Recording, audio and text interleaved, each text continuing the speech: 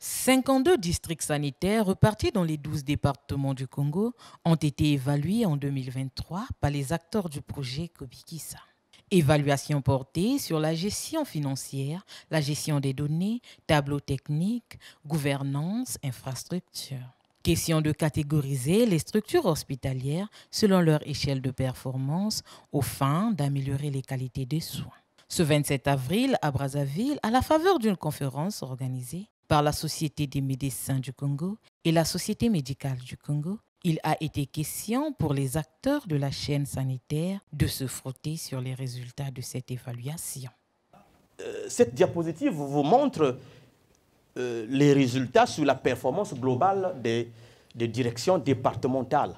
Vous voyez qu'il y a les 12 directions départementales de manière globale, c'est-à-dire on a additionné toutes les sections, comme j'ai dit. C'est-à-dire qu'on a additionné toutes les sections, de la section environnement, infrastructure, section gestion financière, section gestion de données, section gouvernance. Et donc, à la fin, on a un score global. C'est ça que nous appelons performance globale. Et ce score global est représenté, comme vous voyez. Vous voyez que le département de la direction départementale de la Songa, de manière globale, a des faibles performances. Ce que vous voyez en rouge, faible performance, parce qu'il a un score global de 49,7 qui rentre selon notre échelle dans la partie faible performance.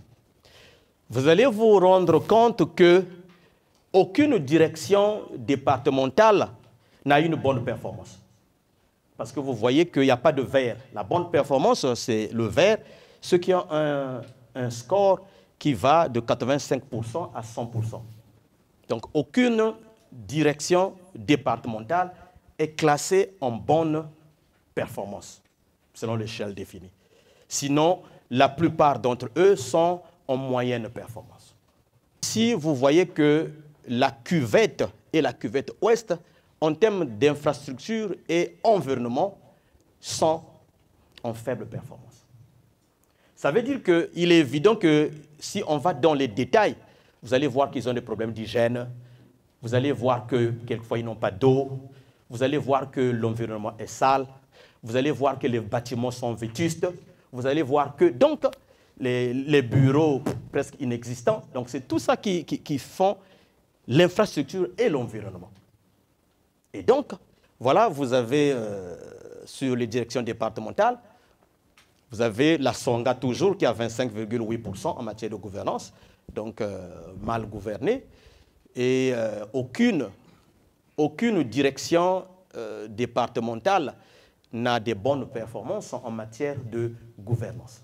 Sinon, la majorité d'entre eux, c'est sur la moyenne performance. Donc vous comprenez que si l'administration, si les structures au niveau départemental qui gèrent l'administration sanitaire ont des problèmes de gouvernance, eh bien, tout ce qui suit peut être expliqué aussi.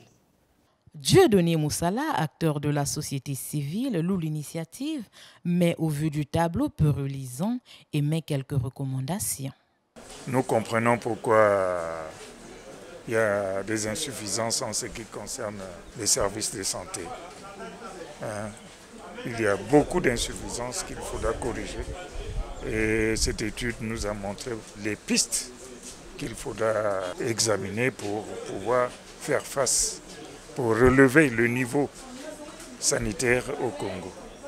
Donc nous pensons que ça a été une bonne chose et nous avons souhaité que cette étude soit présentée au Parlement parce que c'est de là où on vote les budgets.